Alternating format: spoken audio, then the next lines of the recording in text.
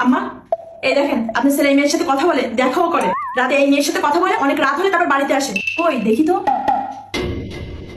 এর আগেও আপনাদের বলছি আপনাদের ছেলে এগুলো করে, আমার কথা আপনারা কোনো গুরুত্ব দেন নাই। বাড়িতে বউ থাকতে সে কেন অন্য মেয়ের সাথে কথা বলবে? এক বাচ্চার বাপ হয়ে সে কেন এগুলো করবে? ও যেহেতু এগুলো করবে তাহলে বিয়ে করছিল কেন? দেখো বৌমা, কম বয়সে ছেলে মানুষটা ও এমন একটু একটু করে, ও আস্তে ধীরে ঠিক হয়ে যাবে।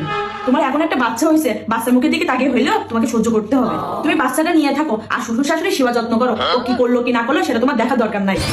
আমরা যদি তোমার পাশে থাকি ওই এমনি ঠিক হয়ে যাবে। আমা, আমার ফোনটা দেন তো, আমার মার সাথে কথা বলবো। না, ফোন দেওয়া যাবে না, আমার ছেলে তোমার কাছে ফোন দিতে মানা করছে। তুমি নাকি তোমার কোন খালাতো ভাইয়ের সাথে কথা বলো, এই জন্য। খালাতো ভাইয়ের সাথে কথা বলছি তাই কি হয়েছে? ওর সাথে কি প্রেম করতেছে নাকি? ও আমার নাম্বার নিয়ে 2 দিন ফোন দিয়েছিল একটা বিষয়ে জানার জন্য। কথা বলছি দেখে আপনার ছেলে খুব গাজালা করতেছে। সে যাই হোক, তুমি কথা বলবে কেন? তুমি হলে বাড়ির বউ, তোমার একটা বাচ্চা আছে, তুমি কেন অন্য কারোর সাথে কথা বলবা? আমার ছেলে এমনি এমনি তোমার কাছ থেকে ফোন কেড়ে নেয়নি, তোমার চরিত্র সমস্যা আছে এই জন্য নিছে। না জানি বাপের বাড়িতে গেলে কি অকাম ঘটিয়ে আসো, তোমাদের মতন মেয়েদের বিশ্বাস নাই। 2 দিন কথা বলে যদি আমার চরিত্র সমস্যা হয়ে থাকে তাহলে আপনার ছেলের চরিত্র কি ফুলের মতন পবিত্র?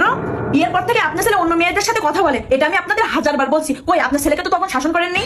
নিজের ছেলে ফোনে কথা বলে বলেন ও ছোট মানুষ, আর বউ যদি অন্য কারোর সাথে 2 দিন কথা বলে বলেন কি বউ চরিত্র সমস্যা আছে। আগে নিজের ঘর সামলান, তারপর পর সামলাতে আসবেন।